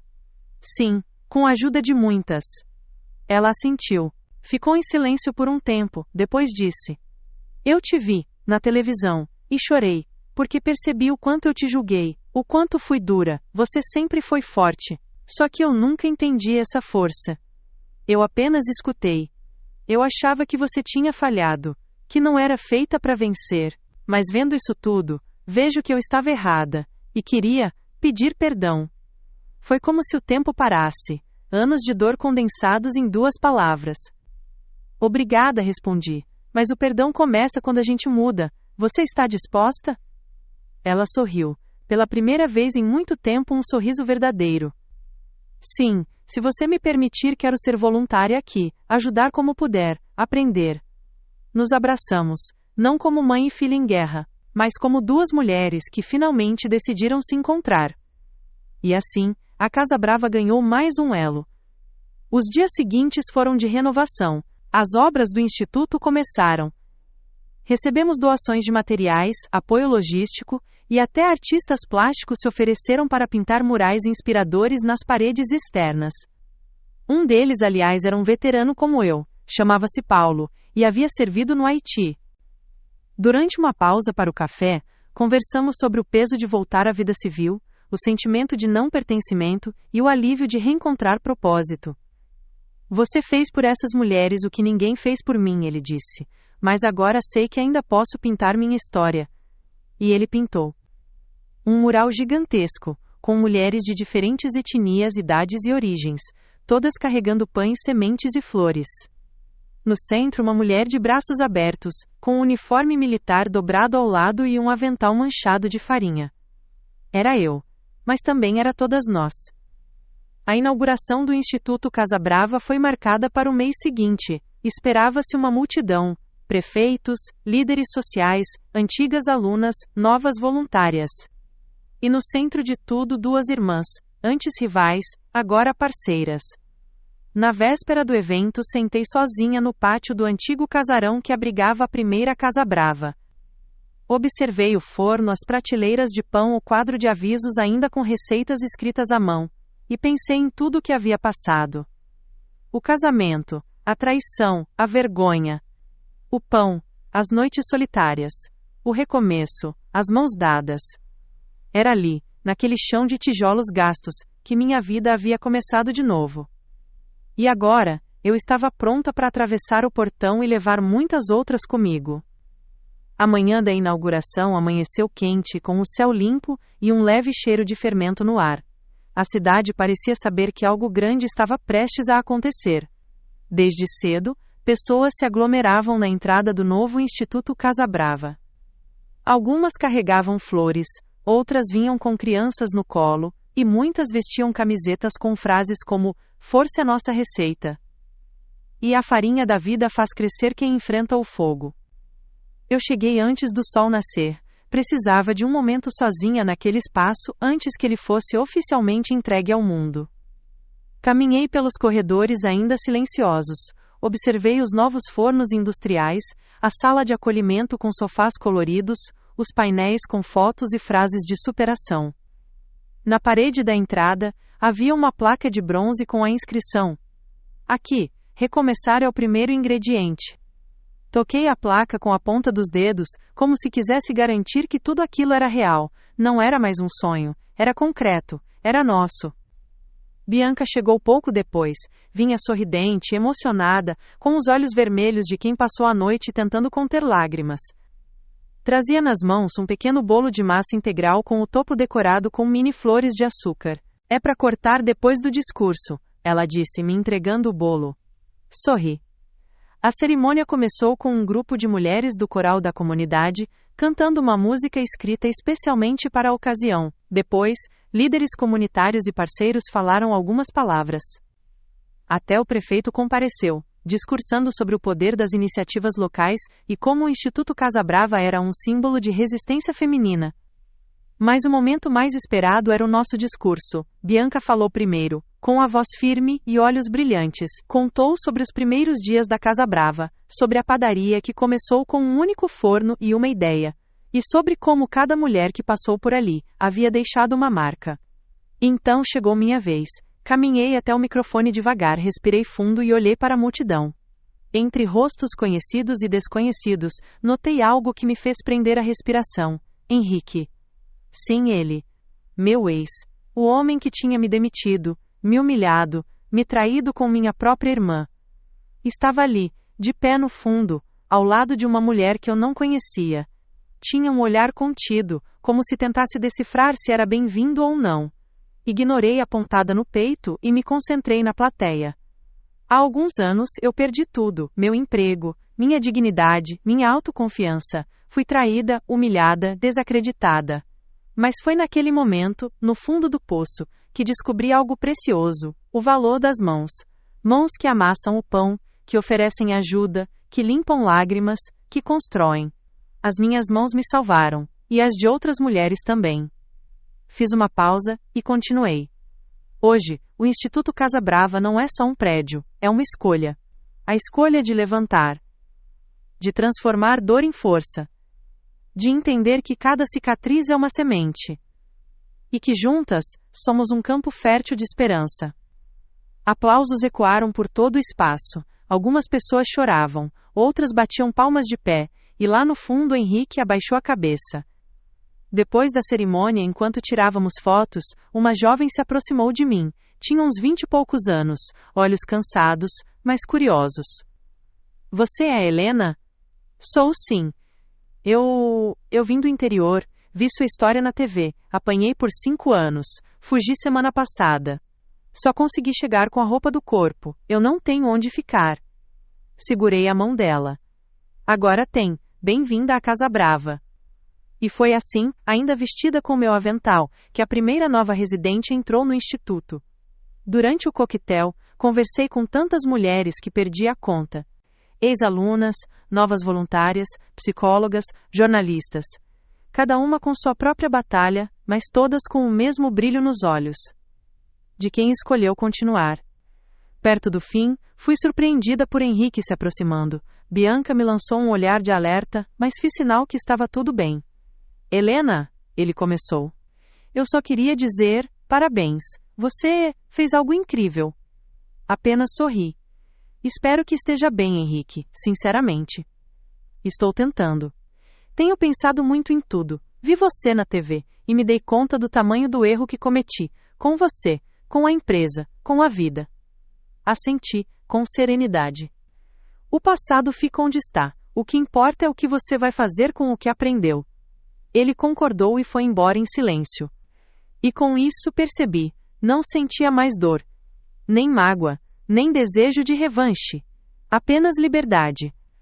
Naquela noite sentei na varanda do instituto com Bianca, tomando um chá de erva doce, e ouvindo o riso de algumas moradoras no andar de cima. Estávamos exaustas, mas em paz. Você lembra da festa de casamento? Ela perguntou, rindo. Como esquecer? Aquele vinho barato, a decoração cafona e sua aliança ridícula. Caímos na gargalhada. Se alguém me dissesse que anos depois a gente ia estar aqui juntas, eu chamaria de louca, ela disse. Mas o destino é bom de surpresas.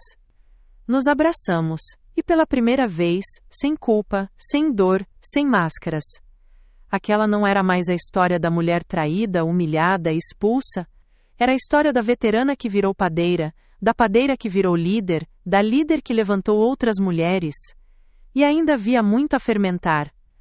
A notícia sobre a inauguração do Instituto Casa Brava se espalhou como fermento em massa quente. Jornais locais estamparam manchetes com palavras como renascimento, liderança feminina e justiça poética. Programas de televisão começaram a procurar Bianca e eu, para entrevistas.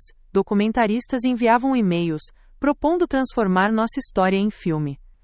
Mas o que mais me surpreendeu foi o impacto silencioso, aquele que não saía na mídia, mas se espalhava boca a boca entre mulheres que, assim como eu, estavam tentando se reconstruir. Naquela semana, recebemos mais de 300 e-mails. Eram mães solo, mulheres trans, ex-detentas, vítimas de violência doméstica, mulheres que perderam tudo e estavam procurando uma chance de recomeçar. Sentíamos o peso da responsabilidade, mas também um chamado profundo. Aquilo não era apenas sobre mim, ou Bianca, ou sobre o que aconteceu anos atrás com Henrique. Era sobre um movimento inteiro que havia sido silencioso demais por tempo demais. Montamos uma equipe emergencial de triagem e começamos a criar turmas e programas de acolhimento por ciclos. Algumas mulheres seriam residentes, outras fariam cursos intensivos de panificação, empreendedorismo e apoio psicológico. O Instituto virou uma colmeia viva, com vozes, risos, choros e muito cheiro de pão fresco. Foi numa dessas tardes que conheci Dora, uma senhora de quase 70 anos, magra, com o rosto cheio de rugas marcadas pelo tempo. Ela apareceu na porta do instituto com um pacote de pão de milho feito por ela mesma. Disse que morava sozinha, que tinha aprendido a fazer pão com a avó ainda no sertão, e que não queria morrer sem ensinar isso para alguém. Dora virou voluntária na mesma semana, e não demorou muito para virar ídola de todo mundo. Tinha paciência de monja e uma língua afiada como faca de pão italiano. Mas era sábia, generosa e sabia ouvir como poucas pessoas no mundo. Vocês acham que é só farinha, água e sal. Mas é alma também, alma e silêncio, porque o pão escuta tudo que a gente sente. Era impossível não se emocionar. Certo dia, Bianca me chamou de canto. Helena, a gente precisa conversar sobre os fundos. O número de mulheres pedindo ajuda está crescendo muito mais rápido do que a gente consegue comportar. Precisamos de mais apoio, mais estrutura, e rápido. Sabíamos disso, o Instituto estava no limite da capacidade. Começamos a mapear possibilidades, editais públicos, campanhas de financiamento coletivo, parcerias com universidades. Foi aí que uma proposta inesperada chegou, um convite para apresentar nossa história em um evento internacional sobre iniciativas sociais lideradas por mulheres, em Lisboa. Confesso que hesitei. Estava tão envolvida com tudo aqui, que a ideia de sair, mesmo que por poucos dias, me causava ansiedade. Mas Bianca insistiu. Você precisa ir. Mostrar para o mundo o que estamos fazendo. Não é só sobre você. É sobre todas nós.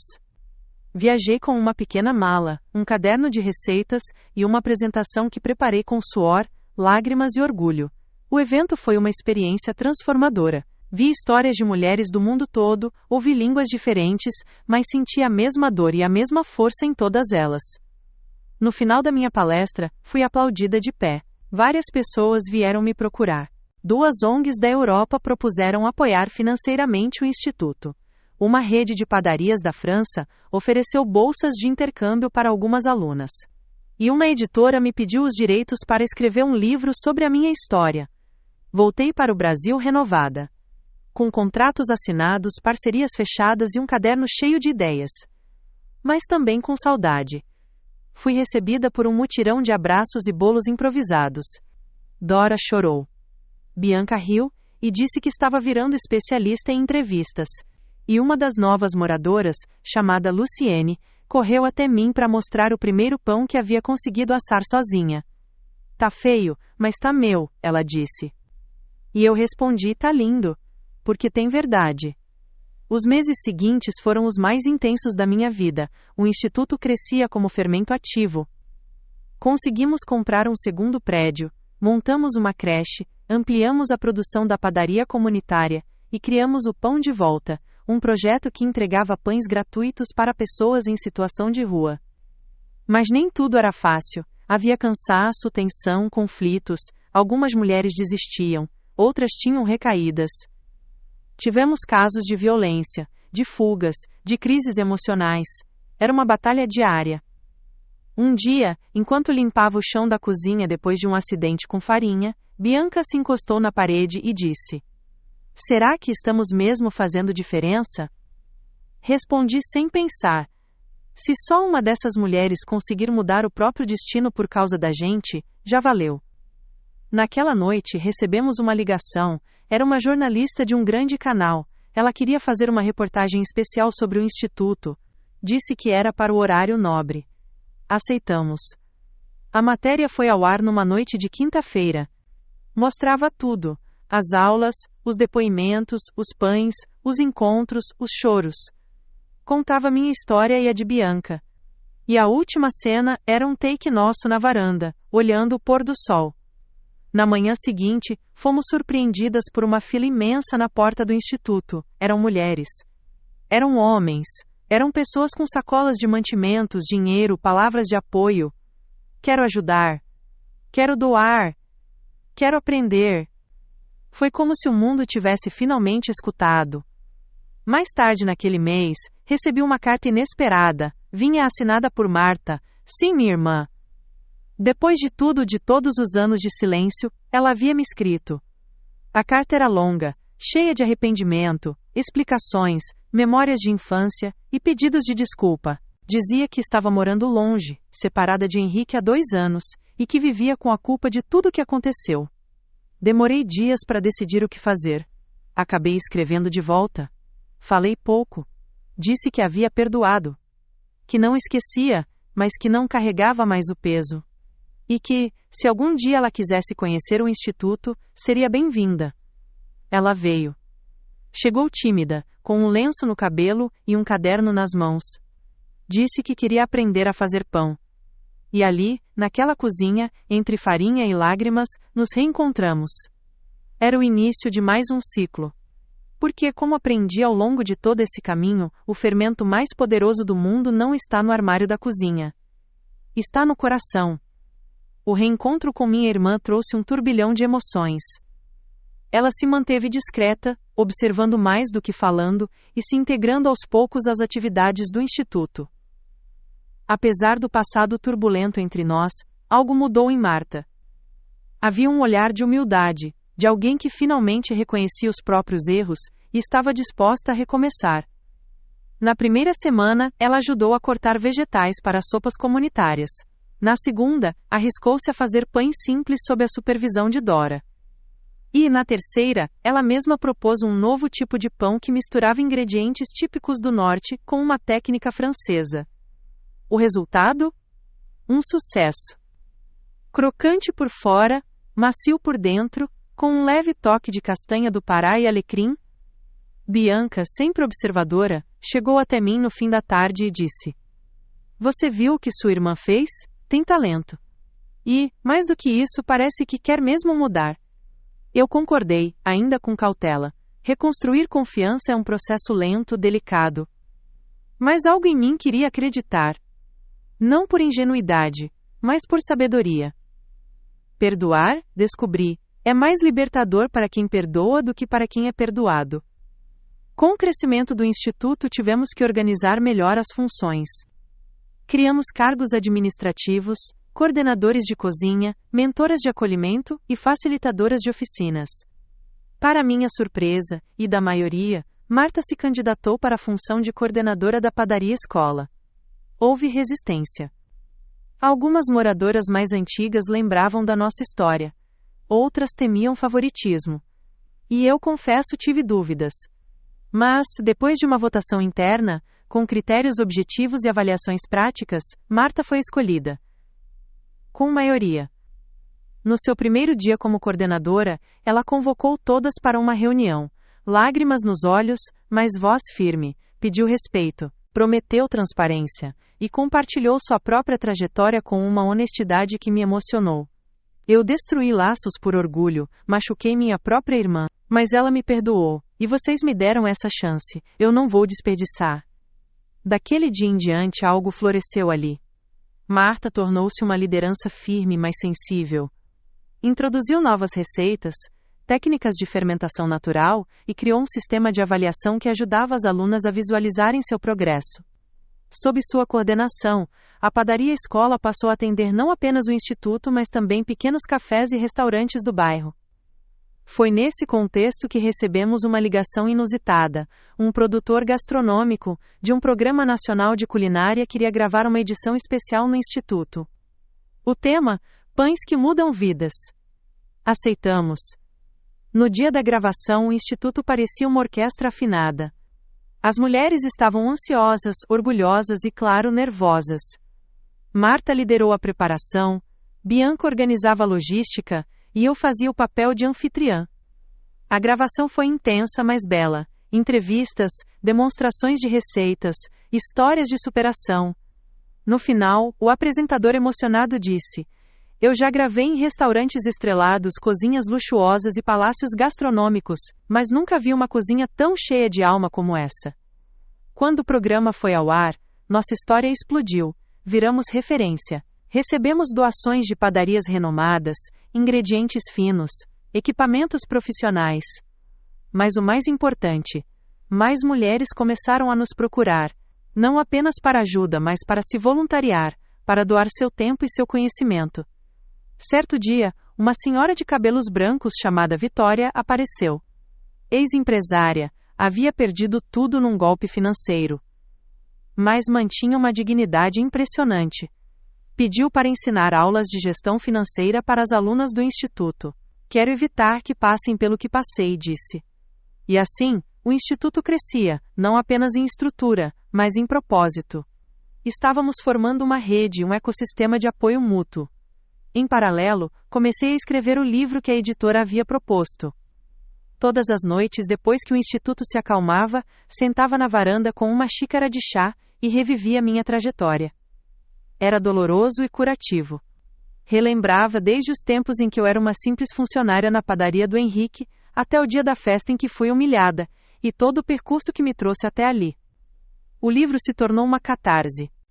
E, ao terminar o último capítulo, senti uma leveza, que há anos não sentia. Mandei o manuscrito para a editora, e meses depois, o livro foi publicado com o título Fermento de Esperança. A aceitação foi impressionante, lançamento esgotado, convites para feiras literárias, eventos de empreendedorismo feminino, encontros com jovens lideranças. Mas eu continuava com os pés no chão. Porque meu lugar era ali. Com elas. Com as mãos na massa. No aniversário de 2 anos do Instituto fizemos uma grande celebração. Montamos barracas na rua, apresentações culturais, oficinas abertas. E claro, uma mesa com mais de 50 tipos diferentes de pão. Dora, a voluntária mais querida, foi homenageada. Recebeu uma placa com seu nome gravado e chorou como criança. Não achei que ia viver tanto para ver isso, disse. Marta naquele dia me deu um abraço apertado, sem palavras, e naquele gesto tudo se selou, não como antes, mas como algo novo, real, possível. Bianca, no palco, segurou o microfone e disse: tudo isso começou com uma mulher que foi humilhada, que perdeu tudo, mas que decidiu não se calar. E hoje, graças à coragem dela, somos muitas. Somos uma legião de mulheres de farinha, fogo e alma. As palmas pareciam nunca terminar. E ali, naquele fim de tarde, entre cheiro de pão, música e abraços, eu soube. Tínhamos conseguido. Mas, mais do que isso, estávamos só começando. A repercussão do programa culinário ainda ecoava quando recebemos um convite inesperado. A Universidade Federal da Bahia queria firmar uma parceria com o Instituto para a criação de um projeto de extensão. O foco, capacitação gastronômica com impacto social, era mais do que sonhávamos. Era o reconhecimento acadêmico, institucional, que poderia abrir portas para financiamento público e bolsas para as mulheres atendidas. Fizemos reuniões, esboçamos um plano e, ao longo de 2 meses, estruturamos um curso certificado de panificação e confeitaria com módulos de história da alimentação, técnicas de fermentação, gestão de microempreendimentos e até psicologia do trabalho coletivo. Professores da universidade se voluntariaram e ex-alunas do instituto foram convidadas para ministrar partes práticas. O ciclo estava completo. Mulheres que um dia precisaram de ajuda agora ensinavam. Nesse mesmo período, Marta foi convidada para palestrar num congresso de empreendedorismo feminino em São Paulo. Eu deveria ir com ela, mas preferi ficar para acompanhar uma nova turma que estava começando. Ela foi sozinha e voltou transformada. Emocionada, contou como mulheres do Brasil inteiro se aproximaram para compartilhar histórias parecidas com a nossa. Você não faz ideia, irmã, estamos tocando gente que a gente nem conhece. E estávamos mesmo, recebíamos cartas, e-mails, vídeos. De mulheres de outros estados, outras idades, outras lutas. Algumas diziam, eu desisti de tudo, até ver vocês. Outras, achei que meu passado me definia, até conhecer essa história. Aquilo nos dava fôlego para seguir. Começamos a reformar a antiga garagem do instituto para transformá-la em uma mini fábrica de biscoitos e panetones artesanais. A ideia era criar uma linha de produtos sazonais que pudesse garantir sustentabilidade ao projeto.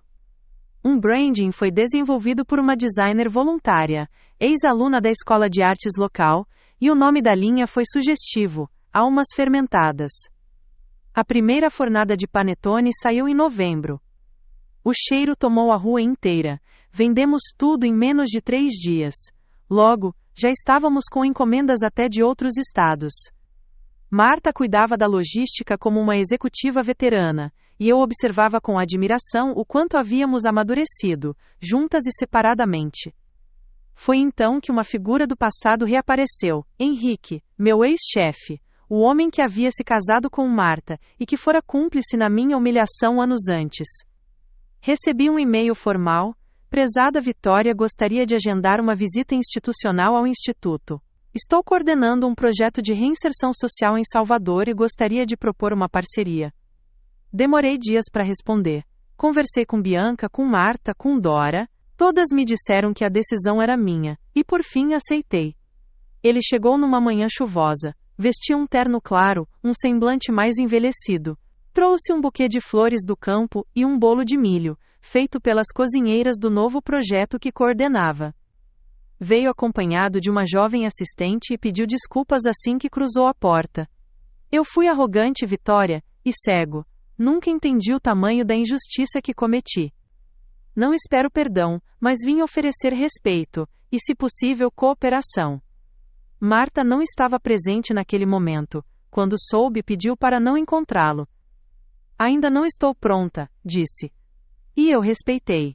Mas Henrique insistiu em conhecer o Instituto, falou com algumas mulheres, compartilhou experiências do projeto dele, e surpreendentemente fez sentido. Eles trabalhavam com egressos do sistema prisional e buscavam capacitações técnicas. Propôs que fizéssemos intercâmbio entre os projetos. Achei justo. E dei o primeiro passo. Um passo profissional, com limites claros, mas sem mágoa. Na mesma semana, recebi a notícia de que meu livro havia sido selecionado para o Prêmio Nacional de Literatura de Impacto Social. Fiquei sem reação. Era mais do que um reconhecimento individual. Era a consagração de uma trajetória feita a muitas mãos. Na cerimônia que aconteceu no Rio de Janeiro, levei comigo Bianca e Dora. Marta não quis ir. Esse é seu momento, irmã, falou. No palco, com o troféu na mão, só consegui dizer: esse prêmio é de todas nós, porque nenhuma mulher fermenta sozinha. Voltamos com novas ideias. Uma delas, lançar oficinas móveis em comunidades afastadas. Conseguimos um micro-ônibus doado por uma ONG internacional, e o adaptamos como cozinha itinerante. Assim nasceu o projeto Massas na Estrada. Toda semana, uma equipe ia até uma nova comunidade, montava a tenda, ensinava receitas e ouvia histórias. Nesse ponto, o Instituto já era a referência nacional. Recebíamos visitas semanais de jornalistas, estudantes, líderes comunitários, e cada uma dessas visitas era tratada como semente, que com sorte germinaria em algum canto do país. Mas o verdadeiro orgulho era ver o rosto das mulheres ali, mudando, iluminando. Uma em especial me marcou, Letícia. Chegou com 2 crianças pequenas, um olhar opaco e uma história de violência brutal. No início mal falava, apenas chorava. Aos poucos foi participando. Primeiro das oficinas, depois dos cursos. Aprendeu a fazer biscoitos, depois pães integrais. Hoje, lidera a produção dos panetones. É ela quem dá as boas-vindas às novas alunas. Certa tarde, Letícia me entregou um bilhete. Dizia: você salvou minha vida, com farinha, afeto e fé. Nunca esquecerei. E eu chorei, porque no fundo cada uma daquelas mulheres também havia me salvado. O caminho ainda era longo, mas sabíamos, juntas, seguíamos fortes. De mãos dadas, com os corações levedando esperança. O sol se punha mais uma vez sobre Salvador, quando eu caminhei sozinha até a varanda dos fundos do instituto, onde costumava tomar café com minha avó nos dias de infância. A brisa do mar chegava de leve, e o cheiro de pão recém-assado invadia tudo. Aquele momento era só meu, e eu sabia, no fundo, que uma grande etapa da minha vida estava chegando ao fim. Mas também que outra completamente nova estava se abrindo. Naquela semana, Marta finalmente se sentiu pronta para conversar com Henrique. Não houve lágrimas, nem acusações. Apenas olhares cansados e uma conversa longa, tranquila, como quem olha o passado com ternura e respeito pela dor vivida. Ela o perdoou, mas sem retornar, apenas liberando o que restava de rancor para, enfim, seguir leve. Com o fim do ciclo da cozinha itinerante, recebemos um convite do governo estadual para implantar uma unidade do Instituto no interior da Bahia. Era um desafio enorme, mas também uma oportunidade que não podíamos ignorar. Bianca se prontificou a liderar o novo núcleo, e Letícia a acompanhar. Ver aquelas duas assumirem o projeto que um dia nos salvou, me encheu de um orgulho quase indescritível. Enquanto isso, recebi outro convite, dar uma palestra em Lisboa, num congresso internacional sobre gastronomia e justiça social. Pela primeira vez, atravessaria o oceano como uma representante do Brasil, mas, mais do que isso, como uma mulher que renasceu da dor e fermentou esperança. Em Portugal, fui recebida como referência. Vi as pessoas emocionadas com nossa história, perguntando detalhes sobre como conseguimos transformar um trauma tão profundo em algo tão coletivo e transformador. Foi nesse congresso que conheci Helena, uma professora brasileira radicada em Coimbra que, após ouvir minha fala, se aproximou em lágrimas. Você está contando minha história, Vitória. Só que eu ainda estou presa na parte escura. Ficamos conversando por horas naquela noite, e foi ali que percebi que ainda havia muito mais a fazer. Nossa história não era apenas nossa. Era de todas as mulheres silenciadas, humilhadas, desacreditadas. E que, mesmo assim, carregavam em si uma força adormecida, à espera de fermentação. Na volta ao Brasil, comecei a escrever o segundo livro, mas desta vez, não era uma autobiografia. Era um compêndio de histórias reais colhidas ao longo da trajetória do Instituto. Histórias como a de Letícia, de Bianca, de Dora, de Marta. Histórias que provavam que o impossível pode ser assado com amor e coragem. Lançamos o livro com uma feira gastronômica no bairro do Bonfim. Centenas de pessoas compareceram. A rua inteira se encheu de barraquinhas com doces, salgados, livros e música ao vivo. Vi Marta sorrir com os olhos, Bianca distribuindo autógrafos, e Letícia sendo entrevistada por uma repórter de um grande jornal nacional. Foi naquele instante que entendi, meu trabalho ali estava completo. Na segunda-feira seguinte convoquei uma reunião, e anunciei que me afastaria da coordenação executiva do Instituto. Queria continuar contribuindo como mentora, como conselheira, como apoio, mas sabia que era hora de outras lideranças assumirem. O silêncio foi longo. Depois vieram os abraços, as lágrimas, os agradecimentos. Na última aula que dei, preparei meu pão favorito, o rústico de fermentação natural com alecrim e flor de sal. Enquanto sovava a massa, compartilhei com a turma a minha história, desde a humilhação naquela festa até aquele momento. Contei sobre o peso de ser invisível, sobre o trauma de ser traída por quem se ama, e sobre como às vezes é preciso perder tudo para descobrir quem realmente somos. No fim da aula, cada aluna saiu com um pedaço de massa crua e a missão de fermentá-la em casa. Essa massa é como a vida de vocês, disse. Vai crescer devagar, com tempo, com cuidado. Mas, se vocês tiverem paciência, vai virar algo maravilhoso. Na saída, uma jovem chamada Rebeca me puxou pelo braço e disse: Eu vim pra cá achando que ia aprender a fazer pão, mas descobri que estava aprendendo a me refazer. Chorei, de novo, porque mesmo depois de tudo, ainda me emocionava, e era isso que me mantinha viva. Hoje, escrevo estas últimas palavras do novo livro sentada na praia do Flamengo em Salvador, enquanto observo crianças brincando com areia e mulheres vendendo acarajé com um sorriso no rosto. O céu está alaranjado, e o som das ondas embala meu coração. Às vezes me pergunto se tudo isso realmente aconteceu. Se a garota tímida que servia cafés na confeitaria da cidade é a mesma mulher que hoje inspira outras tantas. Mas, no fundo, sei que sim. Porque tudo foi real, a dor, a luta, a esperança. Tudo fermentado com o que eu tinha de mais humano, o amor. E se posso deixar uma última mensagem para quem me lê agora seria essa. Não importa onde joguem você, se te deixarem no fundo do poço ou rirem da sua queda. Você é massa viva, e massa viva fermenta, cresce, transforma e, um dia, alimenta o mundo. Fim. A seguir você terá mais 2 histórias incríveis na sua tela. Se você gostou desta, não vai querer perder essas, basta clicar e conferir. E não se esqueça de se inscrever e ativar o sino de notificações para não perder nenhum dos nossos vídeos.